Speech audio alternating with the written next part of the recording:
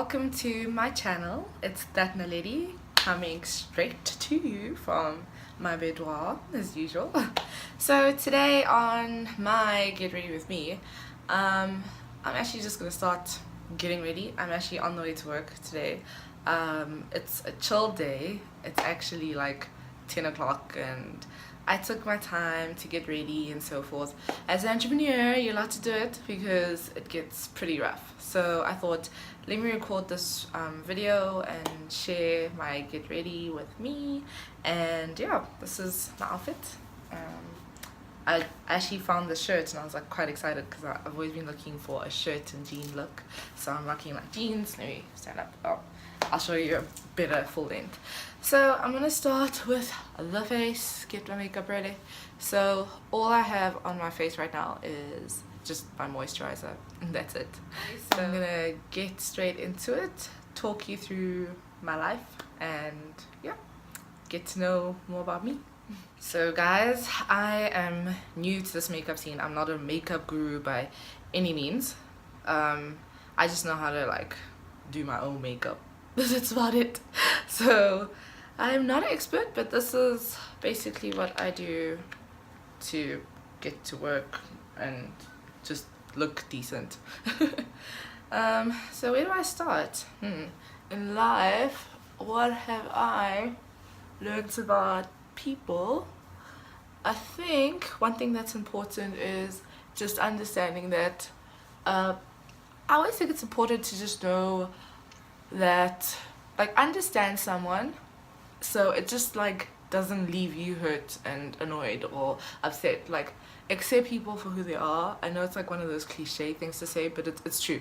If you know this person's fault is arriving late, like, just know in that relationship you have to deal with this late arrival thing the whole time and just manage your own expectations, because I find sometimes we want people to become who we think they are in our minds. Like, we're like, oh, I wish you would do A, B, C, D or whatever. But it's kind of like the person showed you their true colors from the get-go. So I don't know why you're trying to change things in your mind. And I think that also goes with friendships. If you know your friend is a certain way, you can't always like hope that they change. You have to first accept them for who they are and take it from there, because that's just how life is. And believe me, I think it's less stressful when you're not in denial on like thinking about how someone actually is, and you know this is them and I want to be around with this person regardless of their bad behaviors, because hey, you also have your own. So nobody's perfect, and I think that's the first foundation. Next thing, money. What I think about money. I honestly do think money creates options. With money you get more options because certain things change. I think it's quite important to invest, but also understand why you're investing, because investing for as an entrepreneur is, I think it's quite different from investing when you actually have a 9 to 5 and a stable income and career. It's a bit different because there's different ways to invest. Like, if you're an entrepreneur, it's better to have a trust, because at least you save amounts of money quite often, and when you get those big deals you can put like a lump sum away or so forth. But also I think it's having the ability to be able to withdraw the money whenever you need it. I think that's quite important as like an entrepreneur. But when you have a full-time job and stuff, I think investments should be different. I always say just read about money. Like, I watch a really good blog called The Daily, it's actually The Financial Diet. I'll put a link down below to them, and they have some good tips and tricks and so forth. But yeah, I think save and invest for the future. It's pretty important, something that should not be neglected in my opinion. I always say, if you can't take care of 1,000 rand or $1,000, when you get to 1,000,000 you're still gonna blow it. So I don't always think it's about how much one makes. It's not quantity.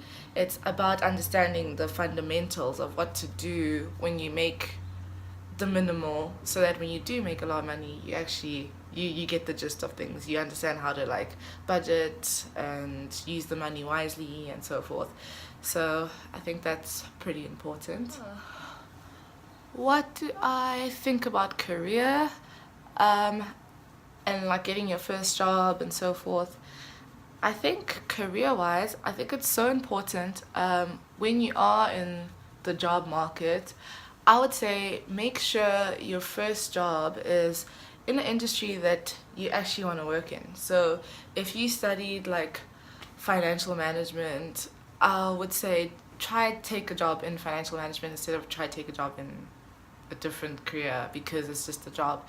I know it does get tough and it's quite tricky, but what happens is sometimes people end up staying in that occupation that they don't even like because it's a job, and then they find out like 5 years later you're doing your bank teller, but you wanted to go into financial management.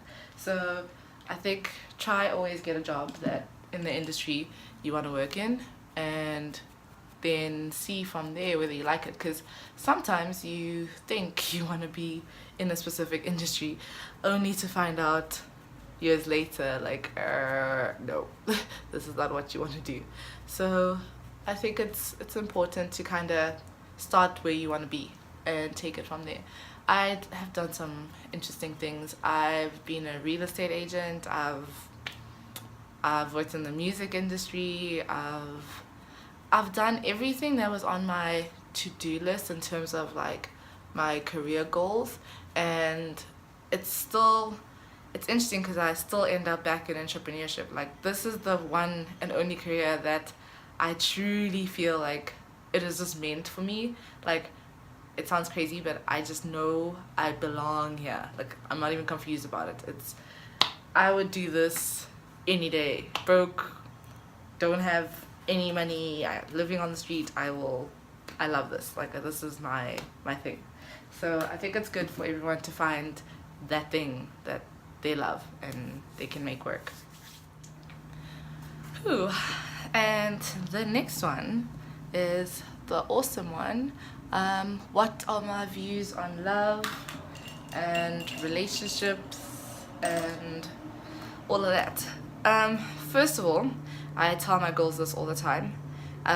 Just because a guy likes you doesn't mean you should actually go and date him. You also need to assess that, is this a relationship you want to be in?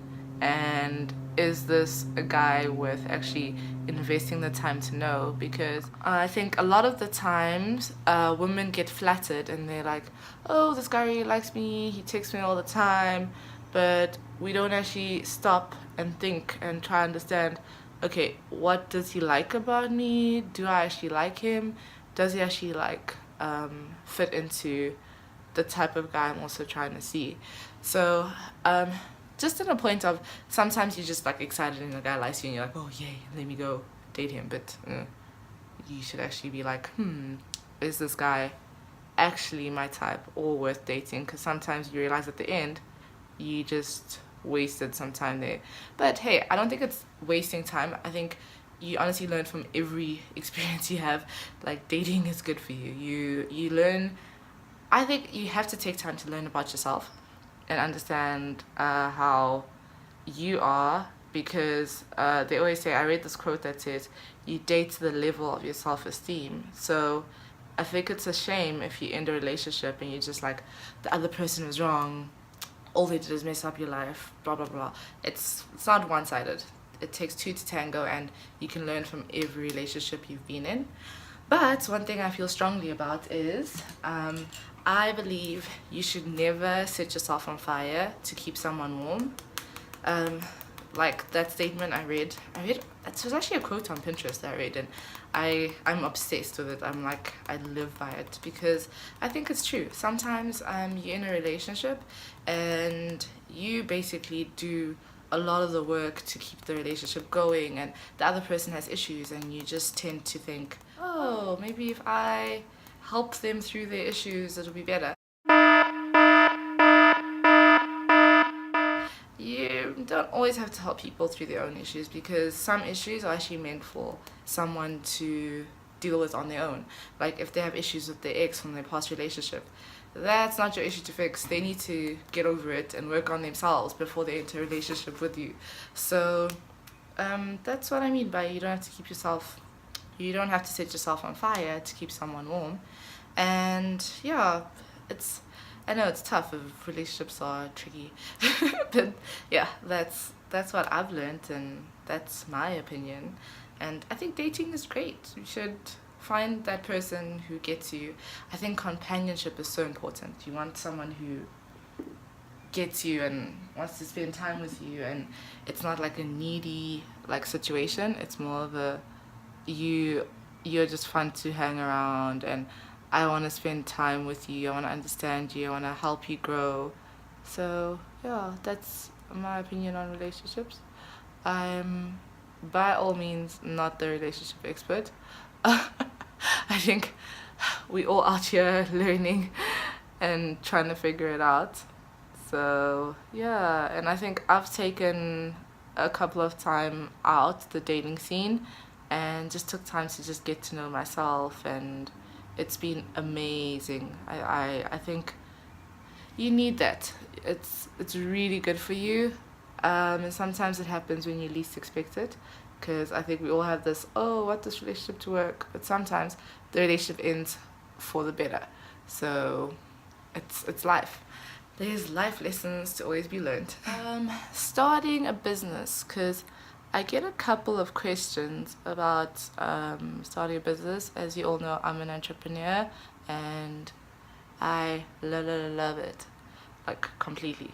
That's, I think, my purpose in life, and I'm glad to have found my purpose. It just makes life more exciting.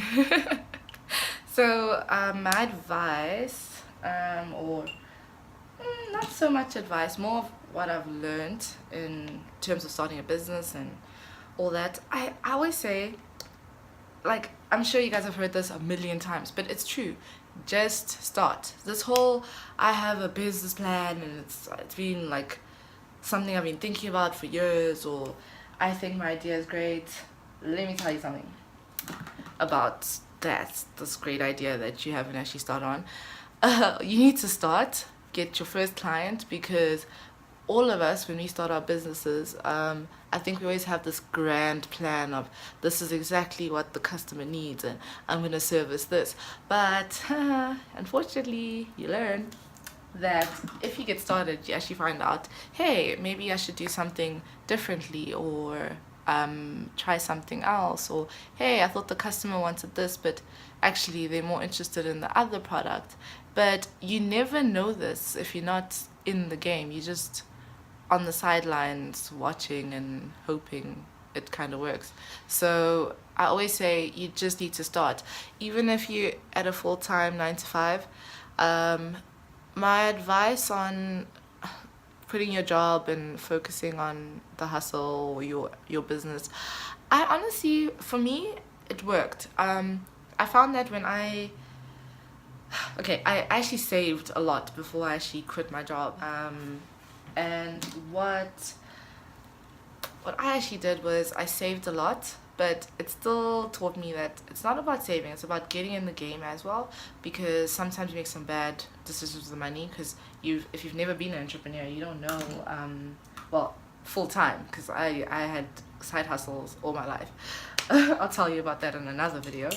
But you need to get fully in the game, understand your business and grow it. And I find that when you're doing it full time, you just have more, you place more effort on it, because you know it has to work, because without this, if it doesn't work, you just don't survive. So I think that pressure is good. And I think working on your own business 9 to 5 every day, it's actually not 9 to 5, by the way. This entrepreneurship thing is all day, every day. There's no office hours. If you're looking for office hours, stay at your job.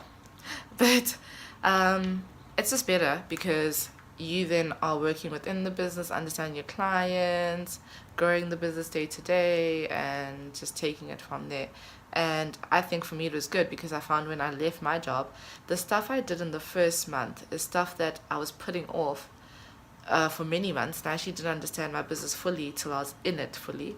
And what I also found is I think the comfort of knowing that I have a salary anyway made me not push so hard when I was free. Well, basically, my having my company as a side hustle, so that didn't really help, which was kind of like, well, ooh, look at that eyebrow. I'm not very chuffed.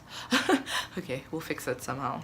So I think, yeah, that's one of the things I learned, and I think it's important to possibly at some time go full time and just start. Honestly, just start. Like for some people, the side hustle thing works. Like my advice is just for me. I'm just talking from personal experience, but the side hustle thing doesn't work for everyone, and I've seen it with some of the people I actually help when I consult and do some marketing consultation with. The guys who are doing it side and like part-time, sometimes the progress is slower than a full-time investment because it has to work. And another thing I'd like to say is fail quickly. Like all the stuff you've heard, but it's so true because I find there is this stigma of, oh, you failed. Failing is good. Start something, realize it's not working, adapt, change. Like my first year was tough. Like I made some bad like decisions in terms of like I hired staff when technically it took me some time to figure out that I don't need staff. I work well with people just doing stuff that I need them to get done in their own time instead of actually having staff on site and in an office and so forth, and that just it didn't work for me. Plus I was only able to hire juniors, so it wasn't the best because I had to do so much training to just just help them get to the work standard because they're straight out of varsity. So yeah, I think that's something I learned, and I would say fail quickly because I realized it wasn't working like 3-4 months in, and then I just had to readjust and change the business model. I sat and thought about it, and and collaboration. I think people fear collaboration. I did. It's always like, oh no, this company's gonna take away all my shine, and it's like, no, collaboration is good. Just understand the parameters, and sometimes you have to white label under another business, but hey, you're still getting the business, and it's good. Like no man is an island. And what do I know about, what are my thoughts on family? I would say family, I'm not like super close with family, so for me this is I guess I'm the exception. I think what I've learned is family are still people at the end of the day, and just because people are family doesn't mean they're allowed to have access in your life, like complete access. You can actually choose how much you let family in, because people make mistakes. Well, I always say, you know what, family are people, and just because you're related doesn't mean you always have to let people in to hurt you. So if you have a family member that is a problem and they constantly cause issues, and you honestly feel like you're just tired, you're like, oh, every time it's drama and it's all that, you're allowed to limit your interaction. Just because they're family doesn't mean you have to hang around all the time or feel like you're depleted and they're causing issues. And that statement's just, it's not only for family, it's just people in general.